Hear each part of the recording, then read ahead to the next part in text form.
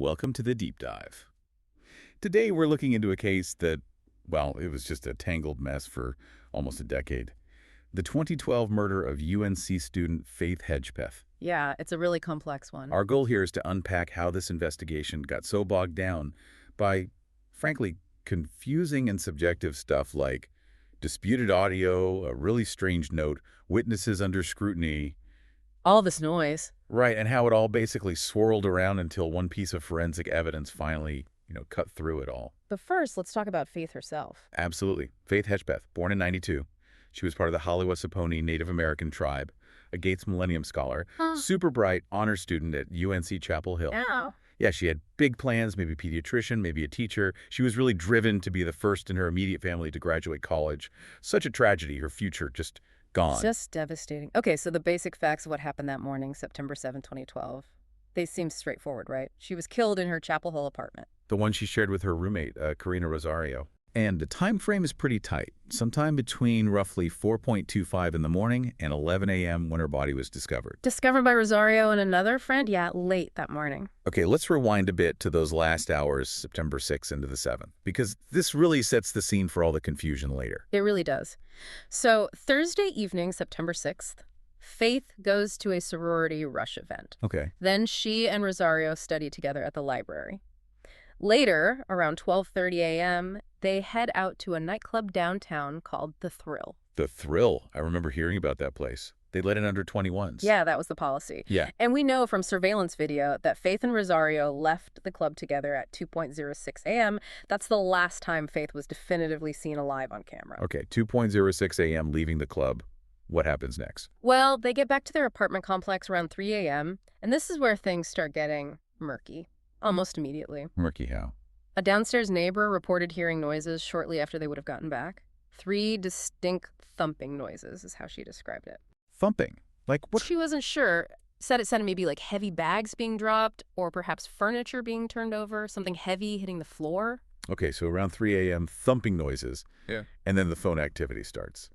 This is just wild. It really is. At 3:40 a.m., there's a text message sent. But here's the kicker. It's sent from Faith's phone. Not Rosario's. No, Faith's phone. And it's sent to Brandon Edwards, who was Rosario's ex-boyfriend. Okay, what did it say? It read, "Hey, B, can you come over here, please? Rosario needs you more. Aha, you know. Please let her know you care." Whoa, that sounds Yeah. urgent and kind of manipulative, like trying to get him over there using Rosario as bait, but sent from Faith's phone. That's bizarre. Highly unusual, yes. And then less than an hour later, at 4:25 a.m., the timeline gets another murker. Rosario leaves the apartment. She leaves. With who? With another friend, Jordan McCrary. Rosario's account is that Faith was asleep in her room when she left. And critically, she said she left the apartment door unlocked. Unlocked. Okay. So the thumps sometime after 3.0, the weird text at 3.40, Rosario leaves at 4.25.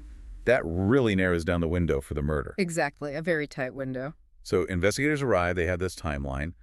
Where do they look first? Naturally, I guess, at the drama. You guessed it. The immediate focus landed squarely on Eric Tacoy Jones. Rosario's ex-boyfriend, the one the text was sent to. No, sorry, the text was sent to Brandon Edwards, another ex of Rosario's. Eric Jones was a different, tumultuous ex-boyfriend of Rosario. Oh, okay, got it. So why Eric Jones? Well, there was a lot there. He and Rosario had a very troubled relationship. Faith had actually helped Rosario get a protective order against him because of domestic violence. So Faith was involved in their conflict. Directly involved. Right. And Jones was reportedly furious about it. There were reports he'd even threatened to kill Faith if he couldn't get back together with Rosario. That's a serious threat. Absolutely. Yeah. And adding fuel to that fire the night before the murder, Jones posted some really disturbing things on social media, cryptic stuff, including one message asking someone to forgive him for what I am about to do. Okay, that looks like a slam dunk, circumstantially speaking. Threat, motive, cryptic message. It looked incredibly strong. It felt like it had to be him, but science gets in the way. Exactly. This is the first major point where the narrative crashed into the evidence. Jones cooperated. He gave a DNA sample. It wasn't a match. The male DNA found at the scene, particularly the semen, did not match Eric Jones. Wow. So he's excluded, just like that. Pretty quickly, yeah. Which must have been a huge blow to the initial investigation. The most obvious path just evaporated. And that forced them down this long, winding road for 9 years. No. Okay, let's talk about the crime scene itself. What did they find? The scene was brutal. The autopsy showed Faith died from blunt force trauma to her head. The weapon was likely an empty rum bottle found there in the apartment. Oh, she was found partially nude, wrapped in a quilt, and there were definite signs of a struggle. She fought back. They found blood and crucial male DNA under her fingernails. And semen was also recovered. Yes, male DNA from semen was recovered at the scene, and it matched DNA found elsewhere in the room. So there was a clear DNA profile of the killer right there. That feels like the key, right? The DNA. It was the key, objectively. But almost immediately, that objective fact got overshadowed by something much more theatrical. The note. Yes, the note. This part is just so strange. Tell us about it. They found it near her body. It was written on a white paper bag, maybe from a local 24-hour place called Time Out, which was near the Thrill nightclub. And the message. Just 5 words, in all caps. I'm not stupid bitch jealous. Okay, wow. What did investigators make of that? Well, it's explosive, right? But also puzzling, analysts pointed out the bag itself was clean. No blood spatter on it, despite the violent scene. Meaning it might have been written somewhere else. Or placed carefully after the fact. Exactly. Or maybe written beforehand. Some handwriting experts thought the writing looked kind of crude, maybe written with a non-dominant hand, perhaps, suggesting someone enraged, maybe responding to being called stupid.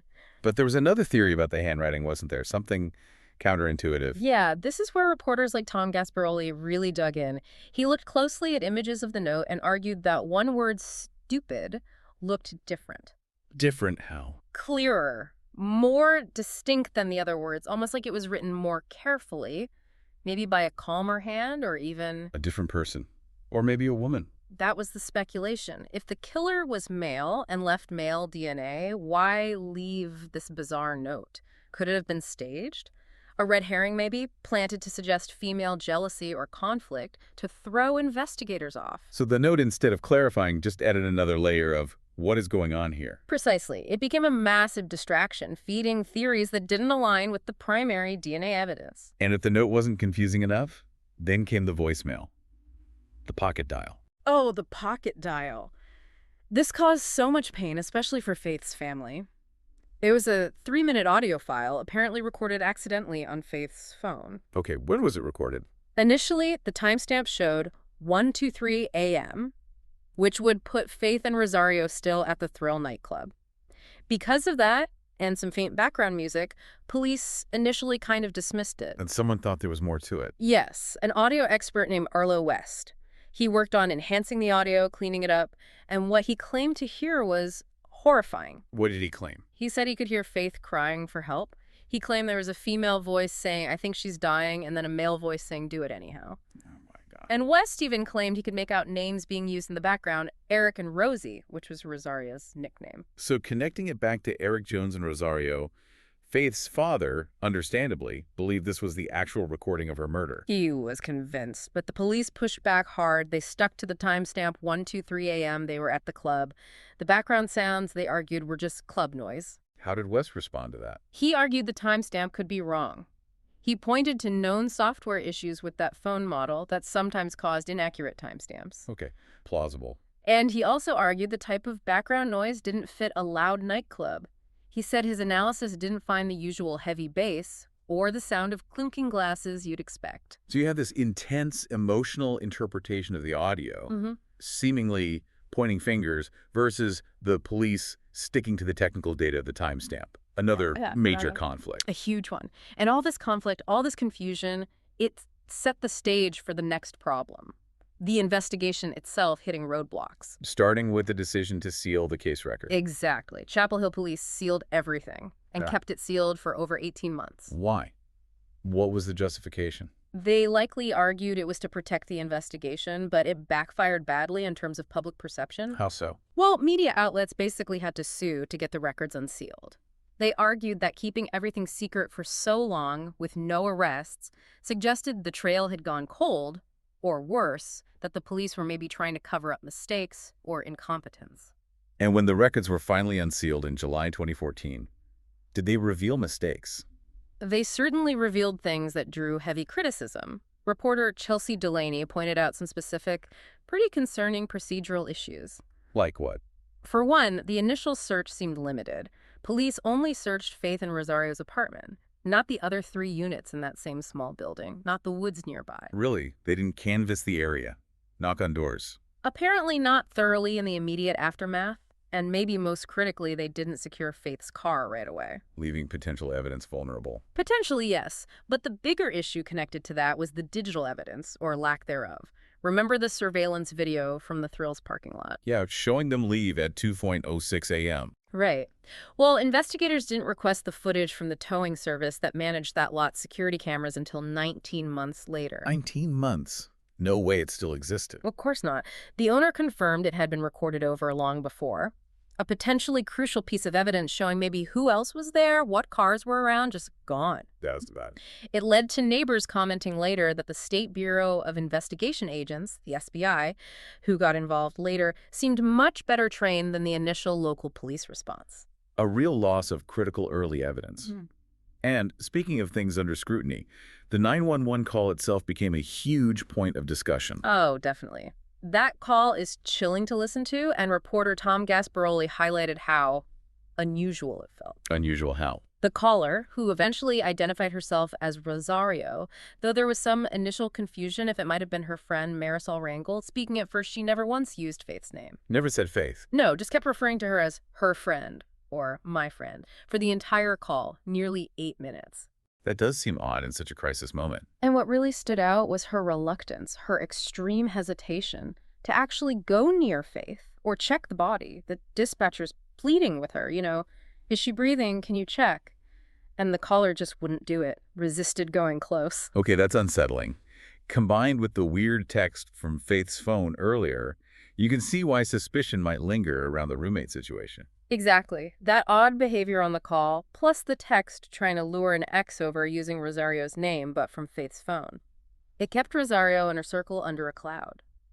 Sources confirmed years later that police were still talking to Rosario frequently, believing she knew more than she was telling. So for years, the investigation seems caught between the excluded ex-boyfriend, the confusing note, the disputed voicemail, and lingering questions about the roommate.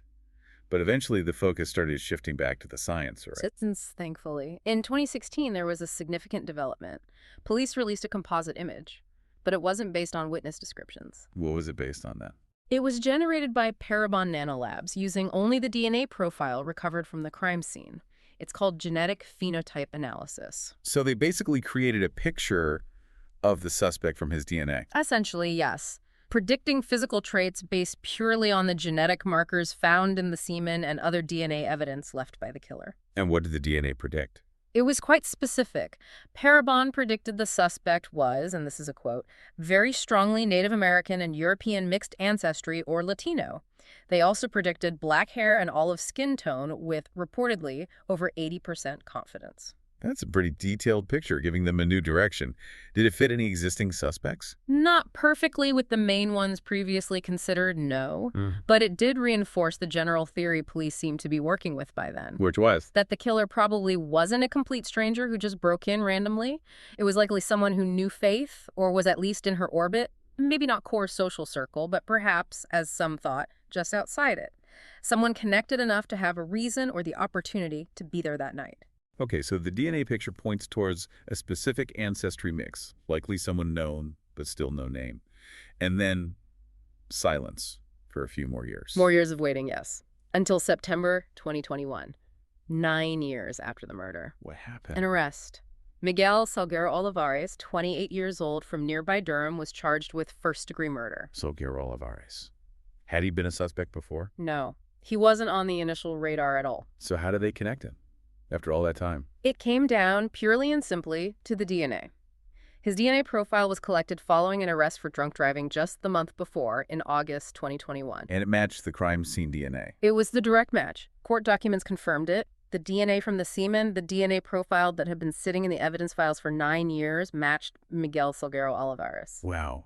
Just like that, a routine arrest breaks a 9-year-old murder case. Was there other evidence linking him? Yes. Critically, they also matched his palm print to a print found on the murder weapon, that empty rum bottle. DNA and a palm print on the weapon. Got That it. sounds definitive. Extremely strong forensic link, yes. And it's worth noting, the charges against him were actually expanded later. Expanded how? In November 2024, the indictment was amended. They added charges of first-degree burglary, first-degree rape, and first-degree sexual offense. Which paints a much more complete and grim picture of what likely happened that night beyond just the murder itself. Exactly. It suggests a violent home invasion and sexual assault culminating in murder. So when you look back at the whole 9 years, it's just incredible, isn't it? The sheer amount of noise. It really is. You had the Eric Jones narrative, so compelling circumstantially. You had the bizarre note fueling all sorts of speculation, the pocket dial audio causing immense pain and confusion, the questions around Rosario, the police missteps, all of this drama, this chaos. And all the while, the answer was sitting there, silently in the DNA. Precisely. The objective biological truth was present from day one, but it got completely buried under layers of subjective interpretation, circumstantial suspicion, and human error. It really underscores how crucial that forensic biology can be, especially when human accounts and other evidence create such a confusing picture. Sometimes the microscopic evidence speaks the loudest. It certainly did in this case. It provided the clarity that 9 years of everything else couldn't. Okay, so let's leave our listeners with something to think about. We have the resolution, right? The DNA and the palm print point directly to Miguel Salguero Olivares. Forensically, it seems clear who the killer was. Right. But what about all those other weird, unsettling details? The text sent from Faith's phone just before the murder window trying to lure an ex over. The extremely odd behavior on the 911 call. That strange note, "I'm not stupid bitch jealous," left so cleanly at the scene. Yeah, those elements are still puzzling. So the provocative thought is this. If the DNA tells us who did it, what was the purpose of all that other stuff? Was it just coincidence? Were they unrelated elements? Or were they deliberate red herrings? Maybe evidence of a more complex situation involving others that night, even if Salguero Olivares was the one who ultimately committed the murder. What narrative do those strange pieces truly serve, now that we know the killer's identity? Subscribe for more.